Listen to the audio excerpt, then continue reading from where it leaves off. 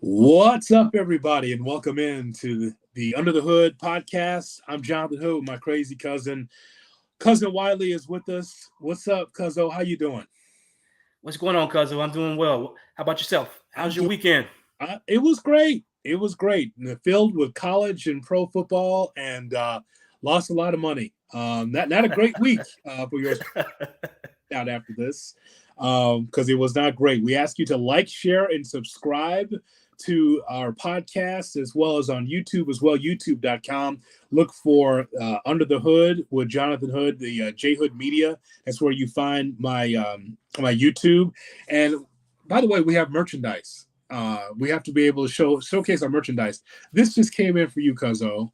The Under the Hood tumbler. I know you wanted this. The water bottle. It's right here, fresh out the package. And of course, he's holding up once again another woman in my T-shirt. Under the Hood with Jonathan Hood. It smells like Charlie, and also some baby oil and maybe some sprinkles. And I mean like sprinkles from the night before. So, but the T-shirt is still looking good though. A little cashmere, from the little incense. You gotta have a little incense too. Like old school incense. You said incense. I thought Lewinsky was coming out of you, but you said incense. So okay, that's good to know. Yeah. Oh, check out the merchandise is available now. We have got a $15 off sale this fall, this month. So it doesn't hurt you to look. Just go to it's on the bottom of the screen on YouTube, Linktree under and slash JHood Radio. That way you can find the merchandise and check it out for yourself. Hoodies, it's hoodie season. Don't let your significant other take your hoodie. We got Under the Hood hoodies in all these different colors. We got sweatshirts. We've got long sleeve tees. We've got, as we mentioned, water bottles, T-shirts. We got it all. Under the Hood with Jonathan Hood. Represent your favorite podcast. Under the Hood with Jonathan Hood. My friend, we got so much to talk about, Cuzzo. I want to know about your weekend first, though. What did you do this weekend? Because mine was filled with football and a wedding, by the way. Went to David Kaplan's son's wedding at the Holy Name Cathedral. Man, snappy. 35 minutes in it, boy. Man, I tell you, that padre, that priest, that guy was ready to watch some second half college football. You could tell. Nice. Nice. So just spent the weekend hanging out with the kids and watching pretty much football. Well, you're able to do it in peace, though. That's the question. Get the kids over. Could you do it in peace? Yes. So with boys, it's just kind of they do their own thing, I do my own thing, and if somebody needs something, we ask, and then that's pretty much it. The simple times, we're just simple people. Yes, that's good. As long as you're able to watch in peace, because that's your weekend. I know it's their weekend too, but it's your weekend to be able to watch some football. Because you know how much I love my Saturdays. Sundays, Yeah. Okay, but I just felt bad. I lost a lot of money here. And let me tell you, here's what happens as we get into our topics. You're having a rough weekend when you're like, Hawaii, San Diego State. Let's see what we got. Start chasing. Yeah. Oh. Start chasing. Brother, when it gets to the end of the night and you're like, Colorado State and the over. Let's take a look. Yeah. That's when you know. Because it was backwards, like it was ass backwards this whole weekend. You have undefeateds being beaten in the National Football League. You got USC losing to Notre Dame. Like it was some stuff there that was like it didn't go your boy's way. And so a little chasing late on a Saturday night, about 1 a.m. Come on, like Dion losing, like okay. Right? Oh, it's like Colorado, man. So that's the worst loss they've ever had. Yeah. Under Dion. Like you lose to a bad Stanford team, the same Stanford team that lost to Sacramento State earlier in the year. Okay, like that's a bad night. And you're winning by 30 at the half. And what they give up? 7-8 straight scores? Man, look. Yeah. Like brutal. You can be as I don't mind the bravado. I don't mind the confidence. But at some point, you can't keep getting back it up. Like, yeah, they'll go to a bowl game. They'll be in a bowl game. But just like when he says, "Yeah, get us now because you can't wait till next year." Okay, back it up. Yeah, I'm saying you have lounges and bars all over the country that's like, I'm glad to see Dion. They ain't even worried about the team. They just want to see Shador and Dion. Like Yeah. there's black bars and, and lounges everywhere. That's like, yep, we're watching. This is a Colorado bar now. There's bars, there's lounges been up for 50 years. They're like, you know what? I'm gonna put a flag in here. We're gonna be a Colorado bar just to Yeah. see Dion. So I get it. So, what do you think about the Bears? Well, sir, when I think about the Bears, that 1913 loss against Minnesota. So, as we were texting back and forth with family, with Maceo out of nowhere, by the way, like, Yeah, whoa, he Mace! joined the discussion. Yeah, I was first time all year he actually joined the discussion. I was hoping he was still a pulse and still cared, and he apparently. I mean, he shook his head a couple of times. There was no thoughts about the boxing exploits of Aaron Pryor, so he actually right. game. Love you, Maceo. And then from there, Terrence checking in on our text chain talking about it. Listen, that was a winnable ball game again, Cuzzo. That was a winnable ball game. But for whatever reason, I just don't understand how the Bears come off of a really solid performance offensively against Washington. And they look so stagnant offensively. Like, I'll give Minnesota their flowers defensively. I thought that, Brian Flores did a good job as DC, really dialing up the blitz. A lot against the Bears. But I just thought that the Bears are just flat-footed offensively. And that was very bothersome to me. It was to me as well, because I think we understood that because Flores blitzes a lot and because Fields is still relatively young, he would blitz Fields a lot. And the Bears had 10 days to prepare for the exotic blitzes and, just kind of get Fields prepared and give him some idea of, of what to expect. And then we watched the first play of the game. It wasn't even an exotic blitz. It was just basically, I guess it's like the same thing the Buffalo Bills did to Fields in his first preseason game. They just sent an extra guy from the edge. Everyone saw it except Fields, and he takes an unnecessary hit, and the day started off poorly just from that point on. It just spiraled downhill. I was pleasantly surprised the defense looked competent. Yeah. Really competent. Like, I think that may have been the best I've seen them since Roquan Smith left. But like, seeing the offense take a huge step back and seeing Justin Fields forget that DJ Moore exists, seeing the poor blocking from our running backs, it was frustrating. It really was. And in the end, it was like, you know what? Well, I guess there's a draft pick. They're the draft picks. We still have a shot at the first and second draft pick because of how poorly they play. And that's sad. That's sad when you start watching the game and you're excited, hoping for a win streak. And then it evolves to the point where you're like, well, first pick and second pick are still on the table. So, let's not accidentally win this game. Once Bajan came in, it's like, hey, let's not accidentally win this game. Let's make sure, we get to these picks. But I'm still at the point of where, regardless of what happens with Fields at the end of this year, you have to clean house to the coaching staff. You need someone who's competent and can come in and run an organization.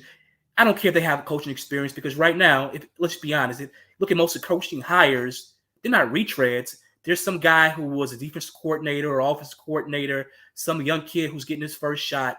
So I'm fine with that, but just identify someone who is competent, who has the ability to command a locker room, and who can help develop a quarterback, whether it's Fields or whether it's Drake May or Caleb Williams, whoever else. Just get someone along those lines. Yeah, I just I'd hate to just give up on the season at 1-5, but what I think about, Cuzzo, is like teams like Detroit, teams like Arizona,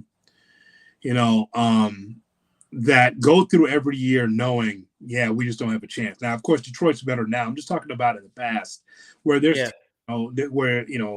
Carolina's another example of just like, yeah, we're going to run through the season. Browns the same way. we're just going to run through the season, just see what happens, right? Because we're just trying to get more draft picks and just get more players. You're just hopeful.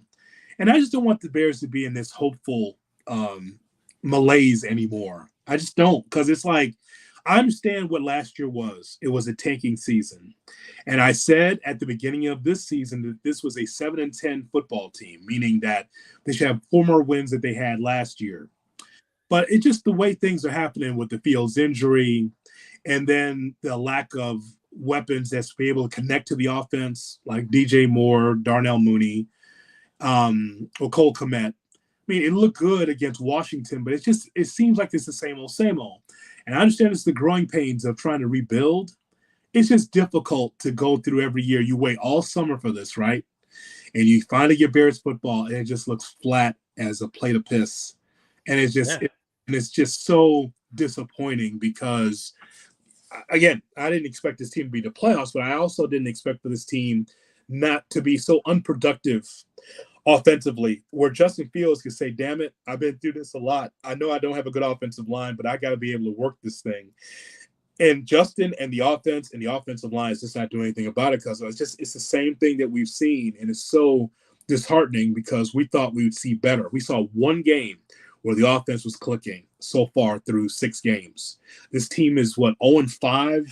I got to look at the numbers. 0-5 at home against the division. It's not good. Yeah. So I didn't think the offensive line was terrible outside of Cody Whitehair. And we exchanged messages about that. Like he should have been benched in the first half.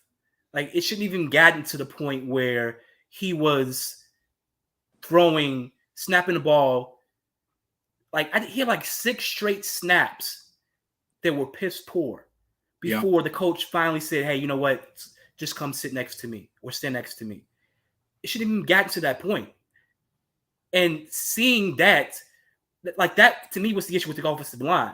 The other part of it, the blocking, was without Roshan Johnson or even with Khalil Herbert, you had no one that was willing to try to get in the way of a defender from the running back position. So you had Justin Fields taking unnecessary hits and even turning the ball over once because his running back couldn't effectively block someone who was rushing the quarterback. And I think that to me was coaching, because you have to know what your players are capable of. And if Deontay Foreman isn't capable of blocking, then leave the fullback in. Leave someone in that will protect your quarterback instead of asking a guy who clearly showed the entire game he had no interest in even not just blocking, just getting in the way of someone who was trying to rush the quarterback. And that part was frustrating. So when you see that as a coach, or you see your center have piss poor game after piss poor game snapping the ball, at some point you have to say, hey, you know what? We're going to get someone else to do this.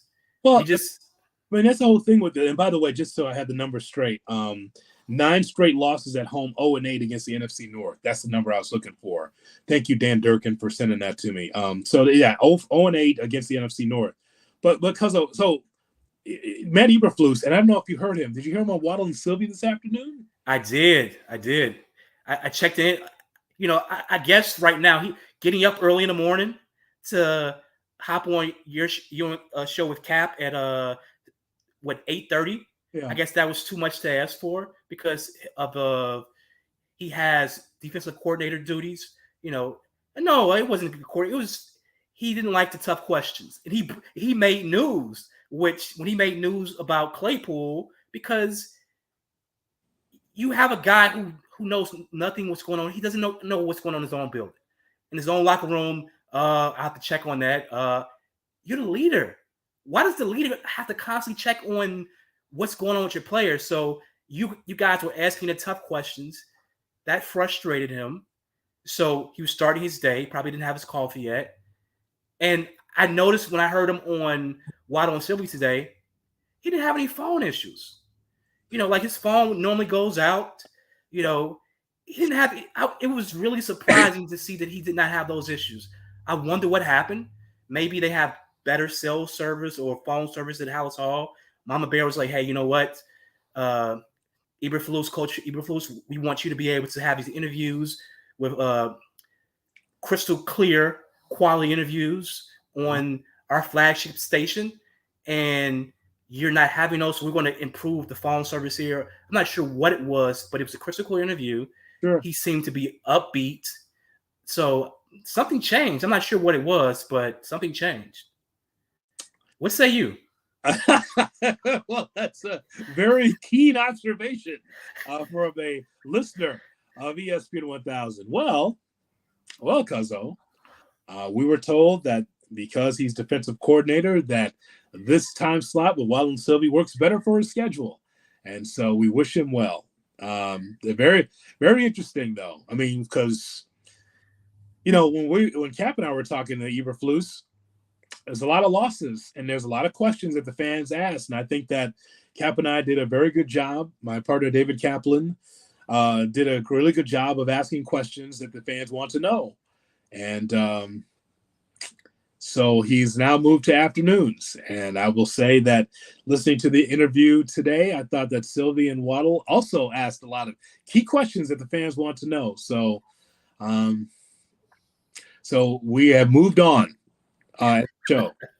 Thank God we have moved on. You can only take so many non-answers in a 10-minute interview. Yes. So I think I've answered that. Let that go viral. So one more thing though, not about Eberflus, but about your show this morning. Yeah. And I know we'll get back to the Bears discussion. Are you all like drug testing Lance Briggs? Just curious, just curious, because he comes on your show today. Yeah. And I heard him say it somewhere before. Maybe I was watching NBC, but he comes on the show and he's like, well, if you have the first two picks, you can't worry about, a quarterback in Harrison Jr. You have to draft linemen. Yeah. Like, what the fuck are you talking about?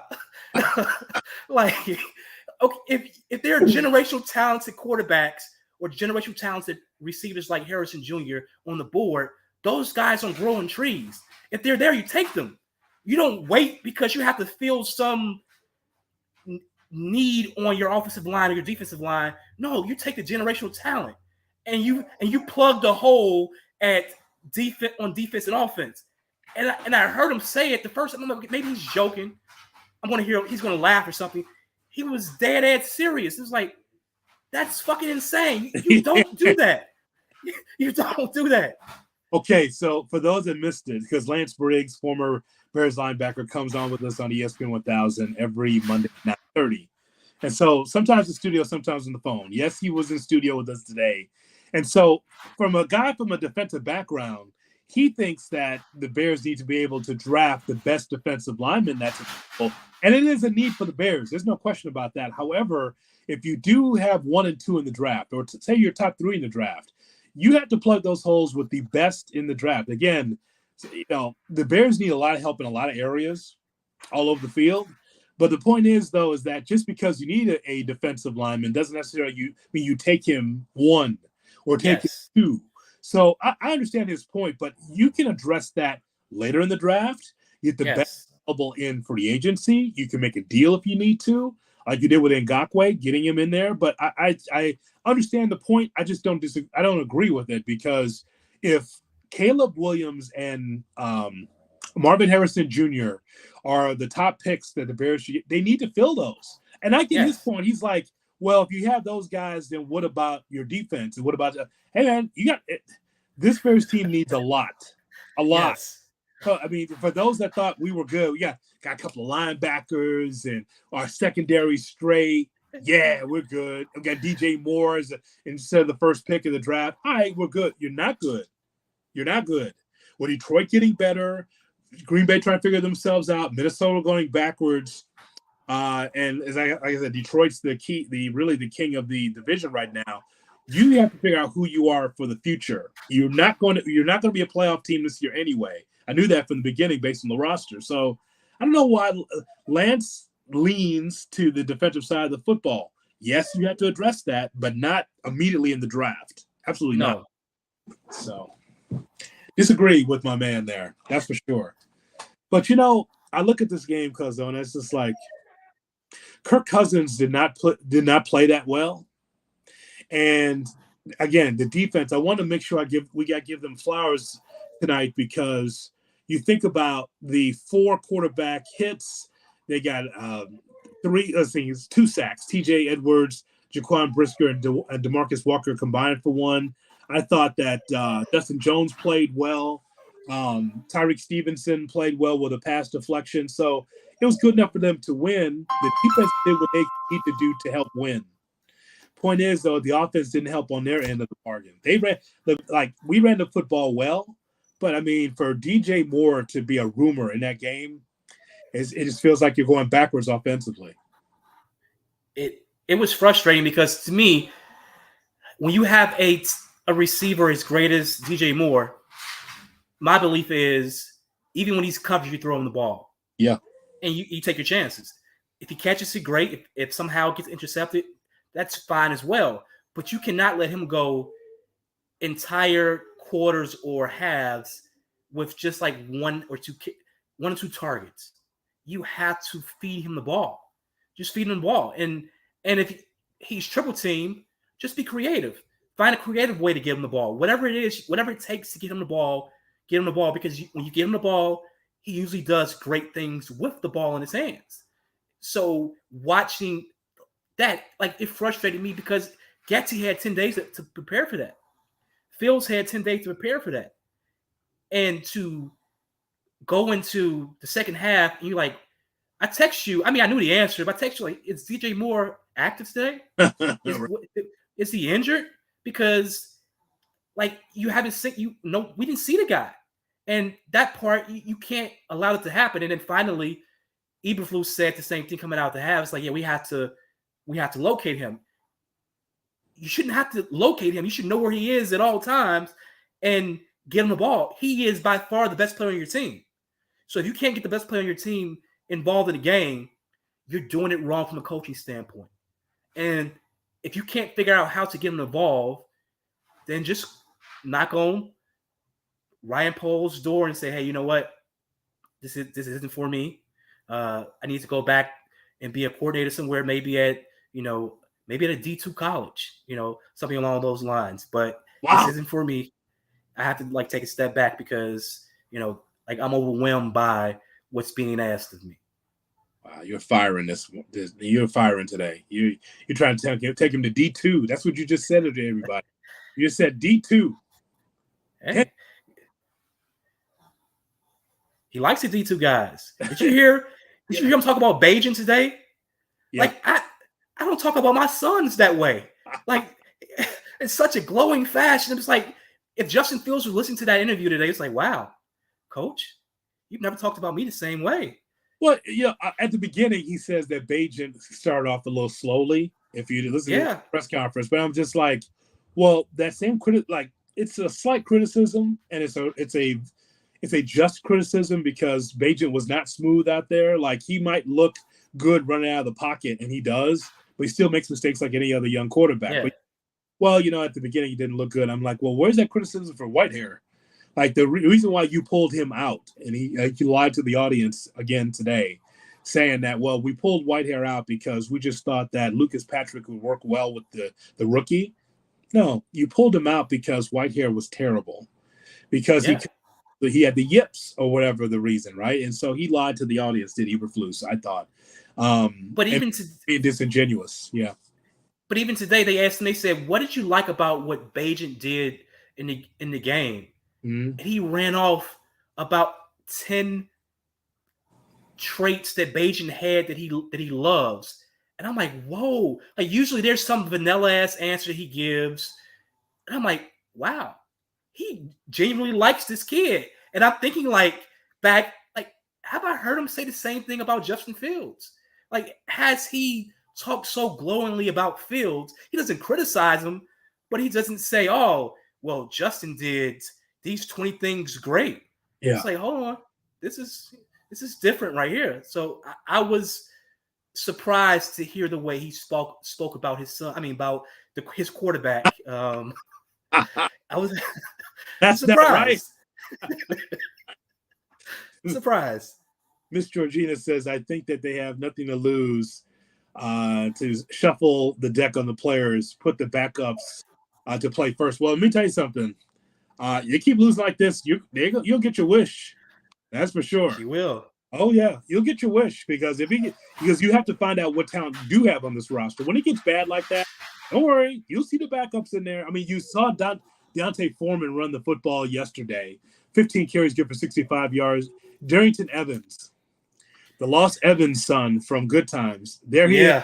And it's just like, dude, you got to chip, man. Like he had a long of 12, he had 32 yards rushing. You got to chip. You got to do better than that, man. You cannot. No interest. Well, you got to. Like, it's not, if you're not getting the ball, you've got to block. This offensive line needs as much help as possible. That's why I am a big fan of the fullback. Blasting game should be in there as often as possible to help chip. Like, you have two guys in the backfield, one fullback in there to be able to help block, and the other one to run. Because again, the offensive line is not strong enough to be able to hold up on its own. It did against Washington, but it regressed back. Nate Davis being hurt also does not help.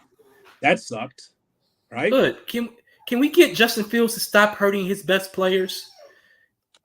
Last week it was Herbert. This week it's Nate Davis and himself. Yeah. Like, let's stop injuring the guys you need to rely on. You know what it is, Cuzzo? It's like the new dance come out. And the girl that you're dating is way younger. So she knows this dance and she's been out with it. And here you are, the older gentleman, trying to catch up with her. And you're stepping on her foot. Yeah. And that's what it is with this offense and this offensive line. They're stepping on each other's foot. Like you're supposed to dance in concert. It's supposed to work together. And they don't work in concert. And they're stepping on each other's foot and hurting themselves. They're ruining the date. That's what it is. No question about it. I'm looking at this defensive coordinator, Phil Snow, that's now part of the organization. Have you heard about Phil Snow? I was listening to I didn't know who he was prior to hearing Eberflus talk about him during his afternoon press conference today. I'm not sure what he adds. It's just a name to say I hired someone. But he's supposed to be essentially an advanced scout. He's doing scouting work for the team to help prepare them for future games. Don't you have guys in your organization whose job is to do that already? On your coaching staff whose job is to do that already? Why do you need to outsource that to someone else? That makes no sense to me at all. Because Eberflus is so hyper focused on the defense. And let me tell you, his defense was flying around now. Like they were. It's solid. Like it's good enough for them to win. So against Washington, he dialed up the blitz a ton on Washington. And so I like that against the Commanders. But then this one, again, a game that they could have won because the defense held them in the game. But this Snow comes in. He coached college and the NFL. He's been doing this since 1979. Okay. So he'll do advanced scouting. And actually that's good because I guess Eberflus doesn't have anybody in the room that could be like, hey, we are playing the Minnesota Vikings now. Give me the advanced scouting report on the Raiders. Right. Before we can get there, tell me what to expect because the Raiders played. They won 2 games in a row. So there's nothing wrong with a guy like that. He understands the defense. That's cool. When the head coach is also the coordinator, sometimes it works, sometimes it's not. And even as good as the defense has been, the team is not good enough yet. So absolutely. Ultimately, you know what this is, right? This is like, okay, I'm going to get fired here. And if nothing else on the resume is be like, boy, your defense really improved, Matt. Yes. Yeah, we did a good job, even though we didn't have a lot of talent, blah, blah, blah. I know what this is. And I'm fine with that. I don't want him to not to be able to find work. I just don't want him to work here. And that's perfect. I'm perfectly fine with that. Now wait a minute, you can't. Hey man, you get your wish. Don't worry, you'll get your wish, guys. So don't worry about it. You will get your wish. That guy will not be around. It's too bad. I really enjoyed talking to him. I was so sad. I can't talk to Eberflus every week now to ask him the key question. Oh well. And for his phone to break up every time you ask a difficult question. That I'm sure you all miss it. I'm not sure how you'll program your show around that 10 minutes. It'll probably be tough, but hopefully tough. Yeah. Oh well, we move on. What do you think about the Raiders. I'm looking at this game right now, and if I'm a betting man, I'm I'm putting my money on the Bears because the Raiders without Jimmy G on the road, Yes. I expect to win. I would expect a win from the Bears, even with a rookie quarterback, because you're not asking the quarterback to do much. Just pretty much don't commit 3 turnovers, in a couple quarters. Outside of that, you're not asking him to do that much. Run the ball and play good defense against a backup quarterback in with the Raiders, possibly a rookie quarterback with the Raiders if O'Connell plays. Because let me tell you something. If the Bears win and Bajan is the quarterback and he will get the start, he'll get the lion's share of the time. If Bajan starts and wins, this city will be on fire. I told you about this baguette. I tell you, he's pretty good. This baguette, I'll tell you. You know what? He's got a strong arm. I don't want to hear that because that's not the future, bro. It's just not. You know you're going to hear it though anyway. I was disappointed this morning not to hear it, on your show. I really was. I expected to hear, that Bagels kid, he was great out there. He scored a touchdown. I wanted to hear that so bad. And when I didn't hear it, I was like, the producers, stole my joy this morning. I was No, I think people just came to realization like that guy's not very good as a young quarterback. He needs a lot of seasoning.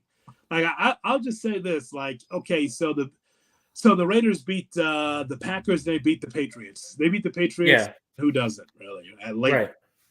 So I mean, they won 21-17 on Sunday. Garoppolo had to leave the game. Brian Hoyer finished up. That's probably going to be Hoyer's job because that's a veteran over O'Connell. And I would lean Vegas in this matchup here. Again, it's early. Okay. I think it's pretty like if Bajan can get the ball down the field and he moves around the pocket better than Justin does, for whatever reason, when Justin's back there, it's like Black Snake Moan.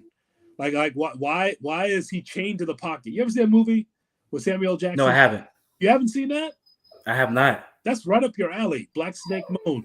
You should watch that. I'm going to check it out. Samuel L. Jackson has a girl, chained to a big wrecking ball, and she can't move. But nonetheless, so there it is. Like Bajan was moved around the pocket, but Justin doesn't do that as often. He will run, but he doesn't move down around the pocket. And I don't know if that's coaching or him. Bajan did that, but again, he's got to be accurate, right? Yeah. And I mean, he's got the poise in the pocket, cool, but he just can't turn the ball over. Like you lose a turnover battle, that's all. That's it. Yeah. And his turnover was the difference in the game. That scoop and score was the difference in the game. So I mean, I think that Vegas can run the football. I think that they have a decent enough defense.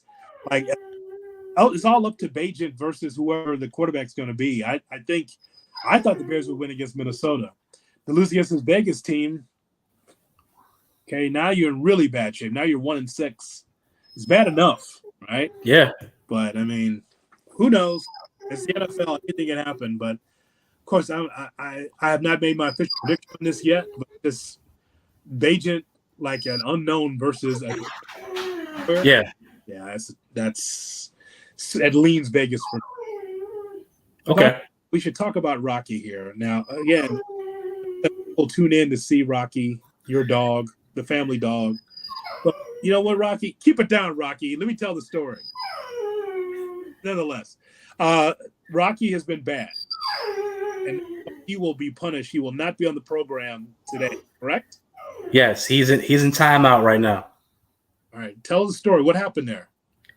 So I leave out, and I'm working. Pretty much going to work from home today. So I leave out, take the kids to school, and unlike most Black families, I leave my dog inside the house. He doesn't have to stay outside or stay chained to something. He has free roam in the house. Yeah. And he usually does a pretty good job of not doing too much of anything. Usually if he's pissed at me about something, he'll like grab a shirt or something and drag it to the door, basically telling me to get out the house.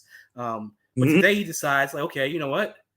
I'm going to get on the couch that I usually am not allowed to get on. And not just get on the couch and just lie down. He did initially lie down because I watched the video of it. Yeah. But he decides, okay, I need to scratch right here. There's something right here on this couch. I need to scratch. And he scratches and scratches and scratches and scratches, and to the point where, he puts a hole in it. You Oh, know, also, unlike, many black families, I didn't get rid of them. I considered it, but I did get it. I got insurance. Well, not insurance, a warranty on it. So like the warranty will cover the repairs, but it was still one of those cases like, this is why you give a dog an inch, he takes a mile, and that's what he did. So he took a mile and just scratched the hole, and it just because, and he knew what he did. So when I came in, he was like, oh it's no. like, and I couldn't figure out what he was. I knew he did something based on the look, and when I saw, it was like, really, really, nothing else. You couldn't like chew my shoes. You couldn't, like do anything else. You decided like, hey, I'm going to get on this thing and just scratch and scratch and scratch. So yeah, he's in doggy timeout right now. So there you go. Because Rocky did not do the right thing, Rocky cannot be part of this show. So there you have it. And then shout out to Secondhand Furniture and Harvey for giving Right. you chance. Right. Shout out to Secondhand Furniture for giving you a second at that furniture. It was the what's the place on the west side? Wow, I forget the name of the store. Polk Brothers. That's there you go. There you go. Giving you a second chance.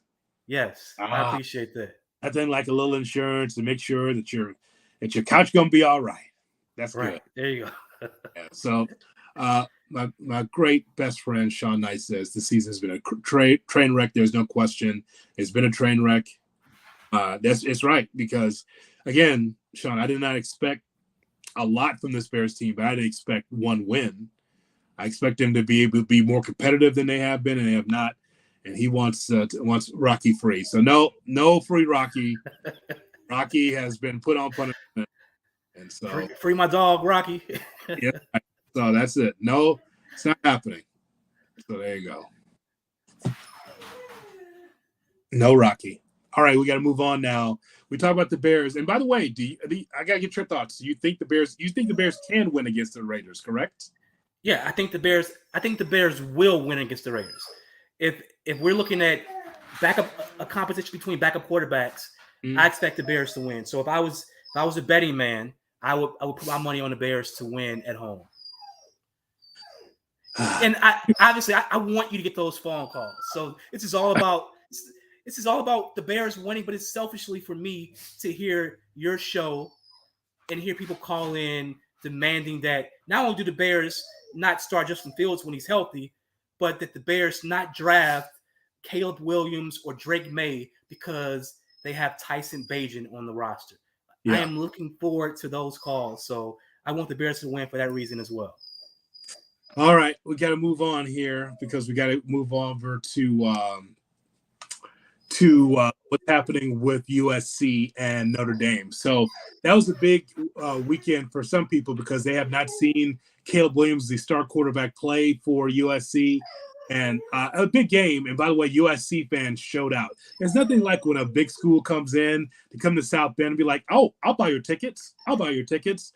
As a Georgia fan, I remember very well. I went to South Bend to check out Georgia against Dame a few years ago. And Georgia fans was about 60% of the audience. Oh, yes. Yeah. They were about it. And so USC fans, it's a big rivalry game because looking forward to it. And, USC fell short. They fell flat big time against the Irish. Well, I saw Dak Cousins show up on Saturday. Yeah, and I was expecting Mahomes, but I got Dak Cousins. I saw a kid who, the moment for whatever reason that day I've seen him play in the past. Mm-hmm. He's a great talent, but the moment was too big for him. He got pressured. He had, and he made some Dak Cousin like the decisions with the ball. You Yeah. know, you can't have 3 interceptions in the first half. You know, in primetime game against one of your biggest rivals, you have to step up. And he went from like arguing with his receivers to going back out there and for another pick. And just being honest too, Hood, like he's about my height, Hood. Yeah. And that's not good We for a made quarterback. good. It's not good for a quarterback. Oh, stop. Stop. You need, Yeah, don't do that. Don't do that. it's not good for a quarterback. Okay, the young man has played good football, very excellent football for you. Great football. Great football. Oh I yeah. say great football, yeah. I mean, but again, people cannot cast aspersions on Caleb Williams and say, well, I saw him against Notre Dame, so he sucks. Like, okay, so that means that you don't know the full story.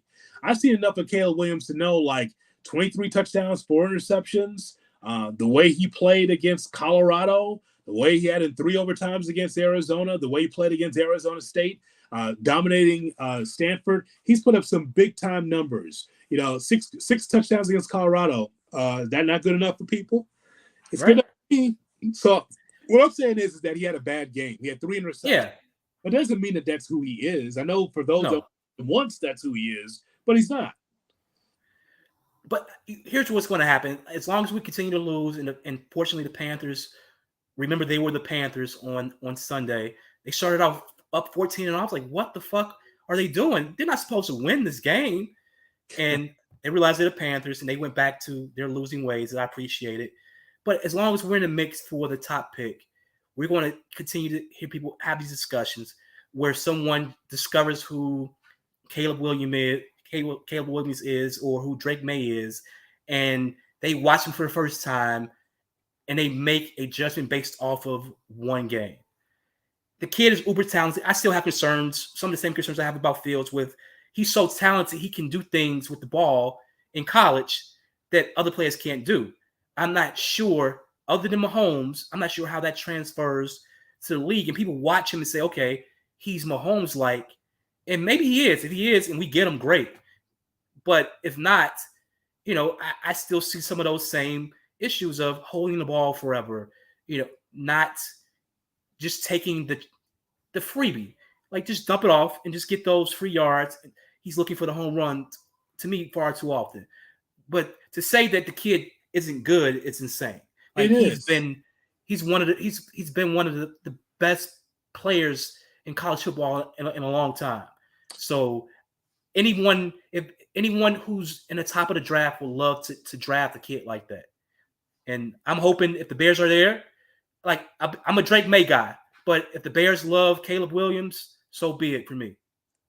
You haven't had enough of North Carolina quarterbacks.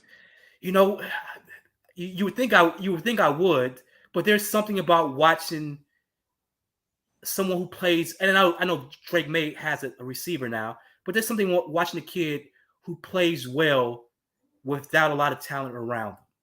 You know, where he is the person who's responsible for making things happen, as opposed to where you have 10 seconds to throw the ball, you know, and you can take your time and wait for your Jerry Rice Jr. to get open, you know, or, you know, your other stud receivers to get open. Whereas a guy who doesn't have that same talent or around him, he has to make quicker decisions and do more to help his team win.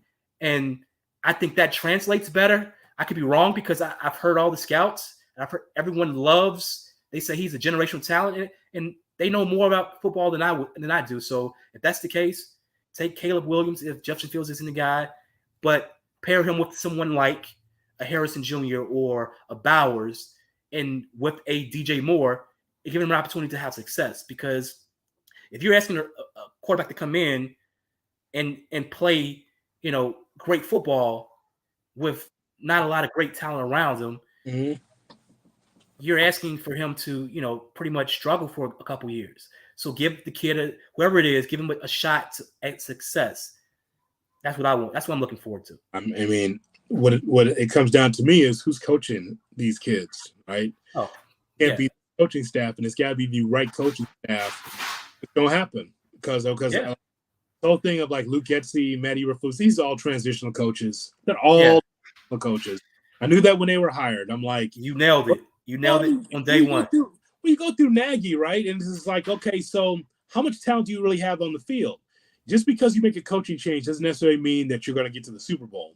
But I think that you can always go in transition. I mean, Ryan Poles, and again, I don't know what was said to George McCaskey when Ryan Poles had his interview, but that's got to be a hard sell to tell the owner of the team, yeah, your team sucks, and I need to dismantle this team and build this thing the right way, because like most owners, I will tell you, most owners will be like, well, what do you think of the talent we have? Oh, you got plenty to work here. You got plenty to work with here. Like, you know, the idea that you go into a home, and you know this very well. You go into a home and you're like, this home's got good bones. I think we can do something here. But it's like when you know that there's termites, when you know that you need to build new walls, when you know you need new plumbing, you can just try to sell it to someone who's like, oh, you know, this home's got good bones. It was built in 1982, and they used good, you know, used iron and steel back then. Like, but it's just like, but you know that that's a lie because you can see the infrastructure is not strong. And so that's what Pohl said when he first got here. It's like, oh, this home just needs a little, he told me in Cap, he's like, oh, it just needs a little plaster, need a little paint, all that. And it's like, no, it needs more than that, bro. It needs more than that. So, So what I'm saying, when I say that is that the Bears, they can bring as much young talent in as they want. If no one's coaching them and you don't have the right coaches, it's just guys with a C on their helmet. It don't really matter. You know, but I think even when your coaches suck, and I'm going to say something that's, you know, is controversial, but I think Belichick is a mediocre coach. I do. Yeah. I think his greatness came from he lucked it. Well, he didn't luck it. He identified Tom Brady as something, so he held on to him. He was mediocre with the Browns. He was mediocre with the Patriots until Tom became Tom, and he's back to being mediocre with the Patriots with Mac Jones. So I think if you have great players, great talent, great quarterbacks around you, they can make mediocre to okay coaches seem good to great. So if you get the quarterback right and you give him some guy like a Harrison Jr. or Bowers with DJ Moore, you have something there where even if you are not a great head coach, you can still win with players like that. I think you can win with those guys. And if we're winning and competing, eventually you realize like, okay, we need to upgrade this coaching position. But I'm fine with winning. I want to see winning football. So I think you still need great players for winning football. Nailing the coach and the quarterback, you know, obviously you hit a home run with that, but usually you don't get that lucky where you nail the coach and the quarterback at the same time. If we can get a Steve Walsh in, you know, with a Montana, sign me up for that. But I'm not sure we will. All right, we got to switch gears here because we're going to talk about some relationships here. Relationships, Cuzzo. As People Magazine and other outlets as well, Will Smith was, quote, shocked and stunned by Jada Pinkett Smith's book, I Was All Over the Place. I applaud you, Will Smith said, reacting to Jada Pinkett Smith's new book, Worthy. And the book is out right now. I saw an interview with Jada Smith and with Coda Hotby on NBC. Sit-down interview, right? Yeah. Oh, this woman. Okay. So we need to talk about Jada Smith. Let me just tell you, Jada Pinkett Smith. I remember her like it was yesterday when she was there on A Different World. And I was like, oh, you know, decent actor, average. Watched her be able to come up in the movies, all good. But Cuzzo, let me just tell you something. We have to discuss the emasculated man, because whatever Will Smith did, whether that's cheating, whether that is whatever he did, I'm just telling you that Will Smith does not deserve to be drugged through the mud like he is. I'm going to give you just the floor to go ahead and talk about this because this sucks. Well, I would say that for a woman, yes, who brought her husband, yes, they're still legally married, brought her husband on her podcast, The Red Table, set him down in front of her and talked to him about fucking her son's friend. and seeing the look on his face while he tries to hold it together while she talks about her entanglement with her, I think, 20-year-old son's friend. And to deal with the fallout from that, to go to the Oscars and not only embarrass himself, but almost end his career by defending this woman from what I saw as a harmless joke. And then because she doesn't have enough money, they don't have enough money. So she has to write a book because she needs more money. And for her to write a book and continue to embarrass this man. Yes. As a man, as a black man, you're like, this woman is pure evil. This is pure evil. Like, does she not have any shame to do that to a man solely to make money? And let's be honest with it. If some black man embarrassed his wife intentionally, the same way she's repeatedly done, set her down and told her like, hey, honey, I'm sure you already know about this, but we're going to tell the audience, for a couple years, I was fucking our daughter's friend, her 20-year-old friend. I was fucking her. Yeah. One, he would have been counseled just from doing that alone, but she was celebrated because the courage it took to tell her husband that she was fucking someone half his age. It took a lot of courage to do that. And then to go to sell a book and continue to embarrass him, like it's over the top. But we're celebrating that. We're saying, hey, congratulations, Jada. She's a brave woman because she got up here and she told her truth. And then to also see this clown, and I know why you had to do it, because you don't respectfully, you don't want to shit on your wife's product. Yeah. On her art. She has a book coming out. You don't want to shit on it. So he applauds her. And he said something along the lines of, if I would have known this 30 years ago, I would have hugged you more. Oh. He said the right shit.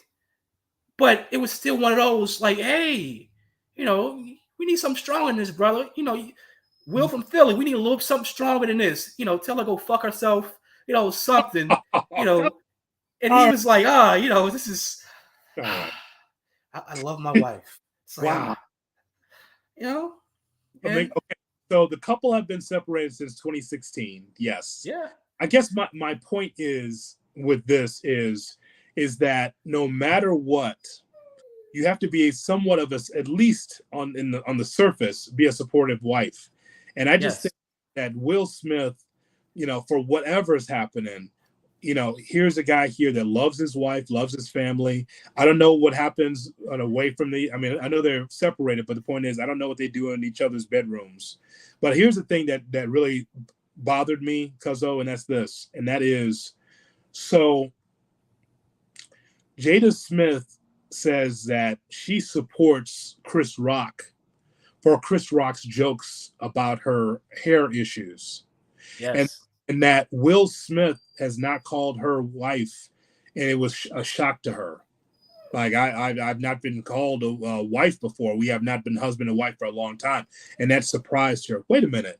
You guys are separated. You're not divorced. But the point is, though, he stood up for you. Now, again, whether you think Will Smith was right or wrong, he stood up for you, said, keep your name out of my wife's, keep my wife's name out of your mouth, right? Right. Does that. And you don't support Will for doing that? No. Why would she? Hood. It seems personal. So I'm wondering, did he fuck her mother? Like did he fuck Mama Pinkett? I mean, she looks really good, for her age. So maybe that now. Okay, all right. I don't know. Hood. It seems personal. Yeah. It seems personal to me. Like, that isn't something that you do publicly to embarrass your spouse. Yeah. Like, maybe you have some crazy arguments behind closed doors, but publicly you put on that they've been doing it. They put on the public face. They go to award shows, all these things together as a family. So if you're having issues, you have those issues behind closed doors and keep it out of the public. But it seems personal, and there's a double standard behind it because she's being celebrated for emasculating another black man. And we're like, great job. Yeah. And as a black man, that pisses me off because, like, how do we celebrate that? Like, I wouldn't celebrate that if it was reversed. If you have a man, who is demeaning a woman or demeaning a black woman, I wouldn't celebrate it. But we're saying, great job, Jada. I'm going to buy your book. And she's going to sell millions of copies of this book of her, talking about her marriage, her entanglement with a child, and everything else. Wow. It was a younger man. That is correct. It was a younger man. And again, and she went on prom with him. I just go back to that red table talk, man, of like Will sitting across from Jada. And she was just like, like, why did you do that? Because she said she needed to feel again. Like, so I'm like, if I'm Will, I'm like, so I don't help you feel? You need man to help you feel. What am I not doing? Why am I insignificant to you that you need to feel? And like saying it brazenly right to his face on the red table talk. I mean, Will Smith is too classy, but he clearly could have fired back. It's like, you know what? Yeah, we're separated and I need to feel. And I feel a lot. Like, he could have said that too, but he's taking all the slings and arrows. That's the thing. Like, give him credit for being classy and because he understands his brand. But at the same time, though, it's kind of like, damn, man, like, why do you think she has to go at him like that? If you really feel that way, you feel like, well, we're not really husband and wife, and we're not really together, and we've never been close, or we haven't been close in a long time. Then divorce. But the only thing is that she can't divorce because Jada Pinkett is not Jada Pinkett Smith. With that Smith, that helps her sell this book. Being involved with Will Smith helps her sell that book.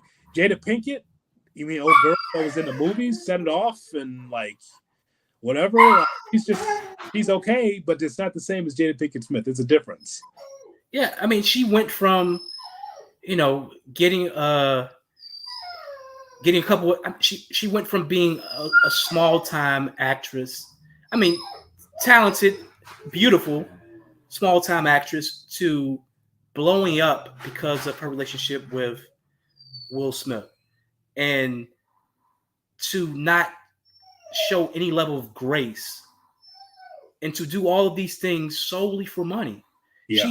She's embarrassing her husband solely to sell her podcast, sell books. And you saw his face. She told him what he already knew about her fucking her 20-year-old son's friend, fucking a child, essentially. You saw the look on his face. He was so uncomfortable, but he tried to hold it together and still support his wife, emasculating him on her podcast show. I don't know what else she wants. Like, does she not have enough money? Are they poor? Like, is there there's some other reason? That's why I came to the conclusion that Will Smith, a younger Will Smith, may have fucked her mother. All right, let's see. All right, that's fine. I don't know the case. I don't know if Will was into older women. I don't know that, and you don't know that either. So hey, Hood, you saw her. Yes, moms look good. Moms can get it. Yes, I understand, but I wouldn't want to do anything. Have nothing to do with that Pinkett family. Absolutely not. Because I mean, if the daughter feels that way, what do you think the mother is all about? Yeah. And she's certainly cleaned up her act as a former drug addict, and she's telling her story now. More so, it's good that she's cleaned her act up. But no, I don't want nothing to do with that. Absolutely. You know, Will Smith may have left a couple $100 on the dresser. Here you go, Mom, right there. I don't got something for you. No, no. I don't want to do that. They got the 2 for $20 special today, Ma. Go ahead, get you some. I just don't understand, man. You're a younger man. Maybe you can help me understand. I just don't understand this with like Now, I don't want to drag Dwayne Wade into this because Dwayne Wade, I mean, anytime that he says he doesn't mind being the number 2 in the household, I think that when you're in a household, you grow together, right? When Yes. you grow together. Like someone can be able to take care of the bills, someone can do the cooking, someone can be able to take care of the chores or the cars or whatever. The partnership. Whoever's working, whoever's making more money, that doesn't matter. But I don't understand like this part of it where Will and Jada, they're separated, but yet Jada could just say whatever and Will just has to take it. He doesn't have any. Yeah. I mean, Yeah. if they ever get divorced, will he open up a can? I mean, it's almost like he slapped Chris Rock, did Will Smith, because of the frustration in his family and his wife. Yes. Yes. So Chris Rock ultimately was not the target of that slap. It was the frustration of being emasculated on a podcast and hearing his wife talk about having sex with his son's friend and all of those things that he had to go through. Hearing the talk of him not being black enough, and despite all his success, he's been criticized so much. Like he was a great rapper, he just wasn't black enough. No matter how talented he was, how many records he sold, it wasn't good enough for the community. He, was a box office success as an actor, and somehow he still wasn't embraced by the community. He marries a successful black woman. He's from the outside looking in, he's a model husband, a model father, and somehow that still wasn't good enough. And then his wife drags him on her show and emasculates him for the whole world to see. And I imagine at some point you're like, enough. Yeah. I'm tired of being a punching bag. And Chris Rock just happened to be, the target of that frustration. He was the last straw. And I get it. But, for her to, wait a couple years and like, hey, you know what? 2 years removed. Let's bring it back up. Let me emasculate you again. It's personal. There's something that happened. And it just can't be run-of-the-mill cheating, because if it was, you fucking your son's 19-year-old, 20-year-old friend should have covered everything. There's something personal, or I just go back to she's an evil person.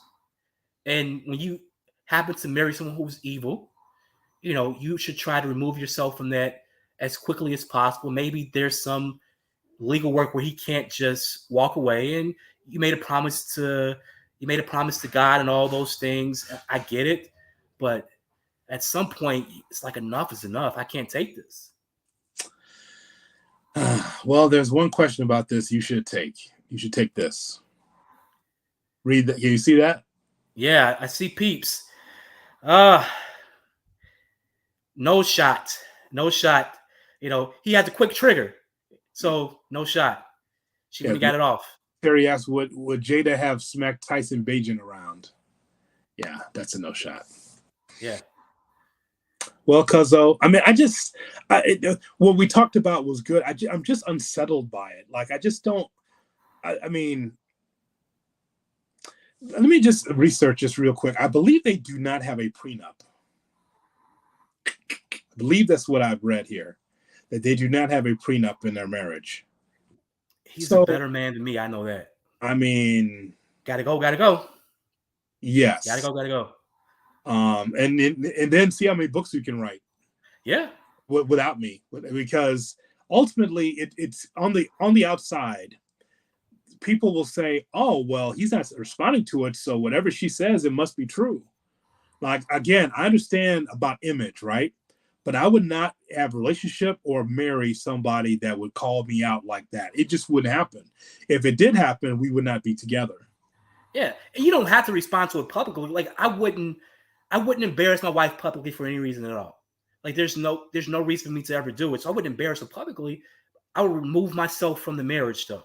Like, you won't get a second opportunity to publicly embarrass me the way I would remove myself from the marriage when she brought me on her show and emasculated me. I would have ended it there. But he's a better man than me. He's a better man than me. His kids are adults, and he still is like, hey, I'm keeping my family together. You can smack me around as much as you want. I'm not going to respond. He's Gandhi. He's Gandhi. That's who he is. Will Smith is Gandhi. Will Or Smith he's Martin Luther King in Selma. He's just nonviolence, nonviolence. I commend him for it. He's not king. He's not. I commend him. All right. It says, Cuzzo, did you just call Will Smith Dr. King? I think you just did. What the hell? Hey. What? It's nonviolent. Hit me in the head with a brick. Nonviolent.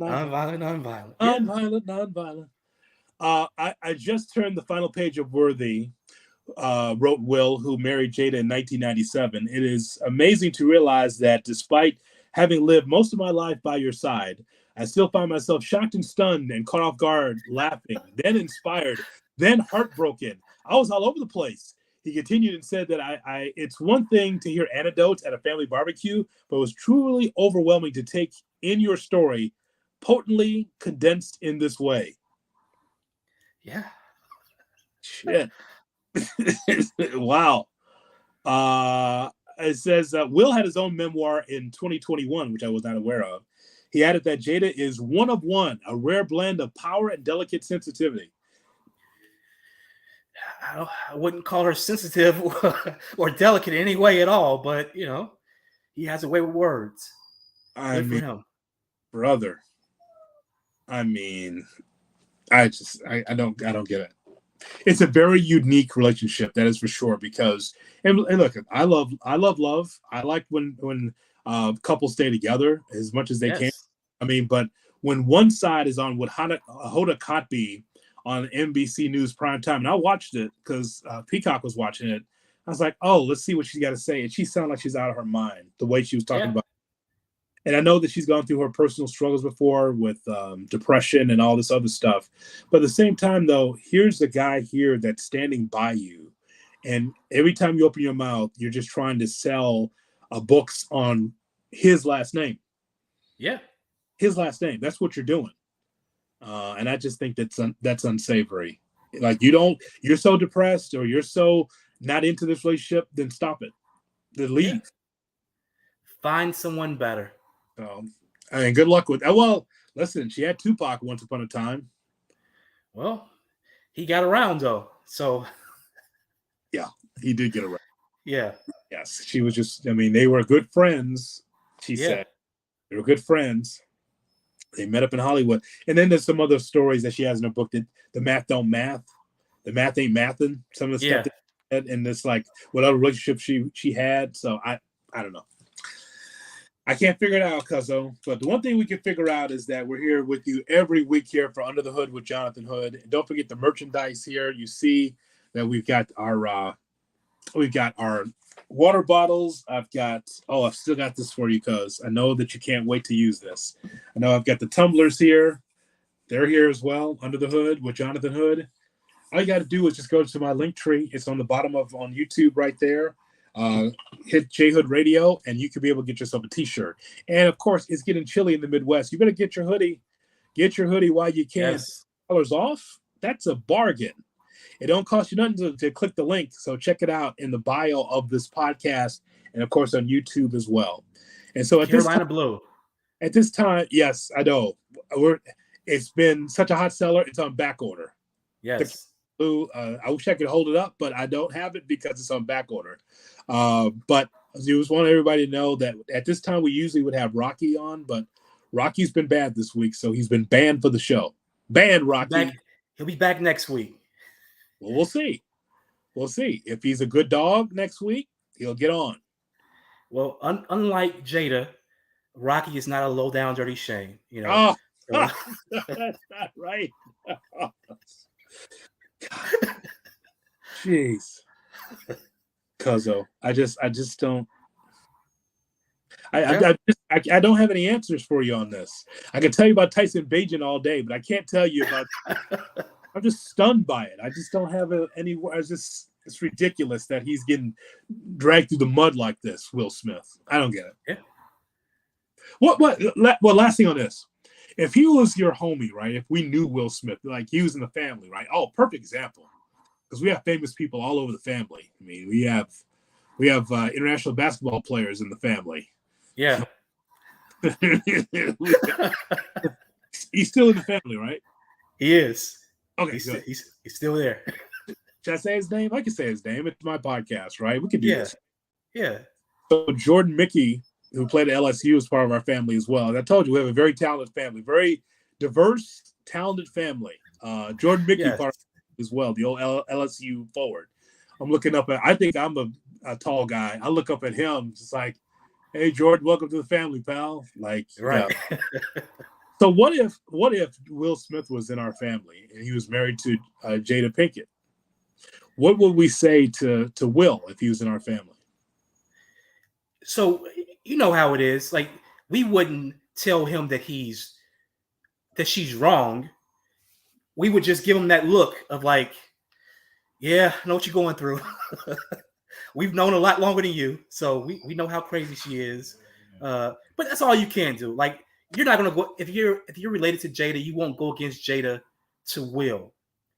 You may give some supportive nods, a couple pats on the back, like, yeah, I feel your pain. I know what you're going through. But that's as good as it gets. Like, you're not going to embrace him and say, yeah, fuck Jada. She ain't shit. We know she ain't shit, but you can't say she ain't shit. We know she ain't. We can talk about her and say she ain't shit, but you can't say it. Not around us, at least. And that's how it works. It's a lot of you good, bro? Good? Yeah. About it? And you notice it's the case, Hood, because we have a family full of women. Full of women. And right or wrong, they expect us to support them. Right or wrong. You didn't defend me this time. I didn't know I was supposed to. I'm sorry. So, yeah, I mean, it is what it is. Like, my view of it is that, as I've probably said it many other times, you know our family. Yeah. You know our family. Oh, I do. You know our family. Yeah. I know. I do know our family. Watch for the sharp knives.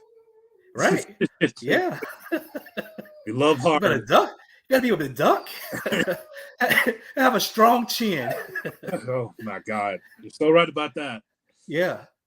For Cousin Wiley, this is Jay Hood. Again, Rocky's with us, but he's off camera because he was a bad dog.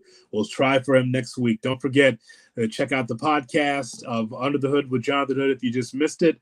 And don't forget, catch me with David Kaplan every day on ESPN 1000 Chicago, or download the ESPN Chicago app for everything sports and entertainment. So we'll talk to you next week. All right, Cuzzo. Talk to you next week. See you, Cuzzo. Bye, Rocky. He's looking around. He can't find me. No. I know. You're a bad dog. I don't want to hear about it. Call your alderman, Rocky, if you want.